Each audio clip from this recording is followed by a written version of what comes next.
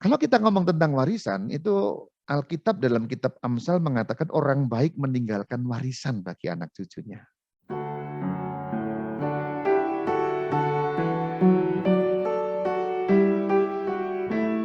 Berarti kalau kita balik kalimatnya, orang yang tidak meninggalkan warisan tidak baik.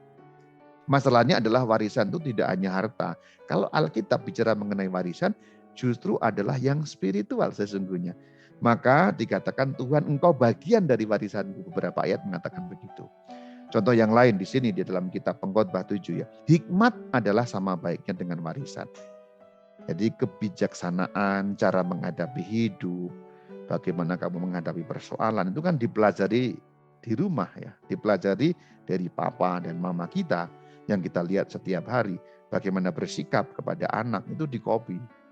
Kembali ke soal warisan. Jadi sebenarnya ayat dalam kitab Amsal tadi jangan dimaknai bahwa kamu wajib meninggalkan warisan dalam bentuk harta. No, bukan itu ya. Tapi justru tidak dalam bentuk material. Yaitu apa? Kitab Yoel mengatakan bagi kita pada bab pertama ayat yang ketiga. Ceritakan tentang itu kepada anak-anakmu dan biarlah anak-anakmu menceritakannya kepada anak-anak mereka dan anak-anak mereka kepada angkatan yang kemudian. Alkitab terutama mengacu pada kehidupan orang Yahudi, warisan itu ya ini, warisan iman. Ini kan sebenarnya mengacu pada peristiwa Paskah. Nanti kalau ada anak tanya bagaimana, bapaknya cerita gitu.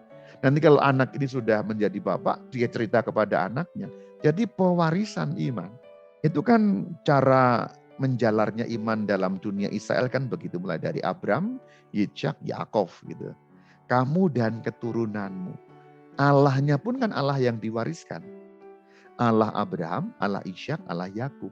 Itu maksudnya Allahnya Abraham yang dulu disembah diwariskan kepada Ishak, diwariskan kepada Yakub. Iman kepada Allah yang sama itu. Itu cara membacanya kurang lebih seperti itu. Apakah Bunda Maria dan Santo Yusuf meninggalkan warisan? Iya, tentu saja. Warisan Santo Yusuf adalah apa yang kemudian keluar dalam kata-kata Tuhan Yesus, dalam cara bersikap Tuhan Yesus, dalam belas kasihnya Tuhan Yesus. Ketika dikatakan ia tergerak oleh belas kasihan, bukan pertama-tama tergerak saat itu, tapi karena dari kecil Tuhan Yesus belajar berbelas kasihan dari bapaknya. Jadi kalau kita mau pengen tahu sebenarnya sifat-sifat Santo Yosef itu seperti apa sih? Ya kira-kira kayak Yesus itu. Gampang berbelas kasih, cukup sabar, senang mengajar. Itu pasti dari bapaknya. Sifat-sifat yang kemudian dimiliki oleh Tuhan. Jadi sebagai manusia itu dipelajari. Ingat baik-baik gitu ya. Jangan sampai mengatakan dia kan Tuhan, bisa semuanya. Enggak begitu cara kerjanya. Tapi diceritakan kepada anak dan cucu kemudian yang berlanjut ya. Saya mau menggiring kita semua menggunakan tulisannya Bapak Franciscus Admirabile Signum. Terutama pada artikel yang ketujuh atau pada pasal atau bab yang ketujuh. Kita sampai di gua di mana kita menemukan sosok Maria dan Yusuf. Maria seorang ibu yang merenungkan anaknya dan menunjukkannya kepada setiap orang yang berkunjung. Jadi Maria itu sosok yang apa? Merenungkan dan menunjukkan. Menunjukkan berarti mengajar. Lihat bagaimana peran Maria menunjukkan kepada setiap orang mengenai putranya. Peran seorang ibu yang menunjukkan itu menjadi penting sekali. Maka kalau kamu wanita ya, nanti peran dengan anak ya, peran yang menunjukkan. Menunjukkan siapa itu Yesus. Karena dikatakan di sini merenungkan anaknya dan menunjukkan anaknya kepada setiap yang berkunjung. Dalam konteks keluargamu ya berarti anakmu. Menunjukkan jalan menuju Yesus. Menunjukkan siapa itu Yesus. Menunjukkan bagaimana cara mengenal itu Yesus. Kerangka kehidupannya dipersempit itu dalam kehidupan keluarga ya. Selanjutnya kita lihat bagaimana Santo Yosef ya. Kalimat lanjutannya. Di samping Maria yang diperlihatkan sebagai yang melindungi anak dan ibunya berdiri Santo Yusuf.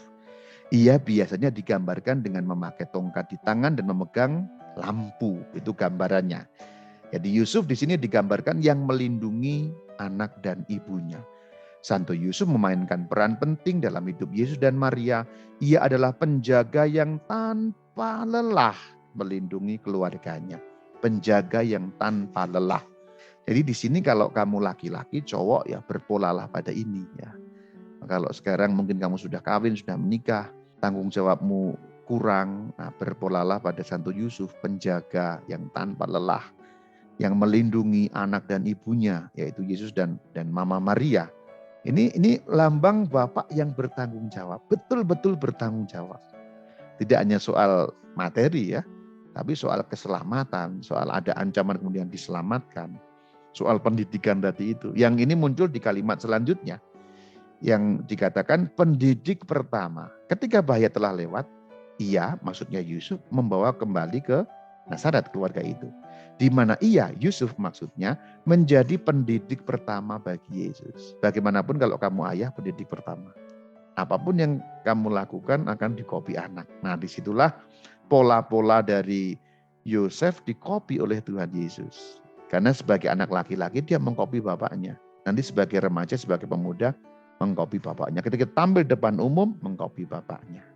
Pendidik pertama, ini kesadaran sebagai pendidik pertama, seorang ayah, juga seorang ibu yang menunjukkan tadi, ini sebenarnya sinkron. Istilah pendidik dipakai untuk Yusuf, istilah menunjukkan dipakai untuk Maria tadi itu.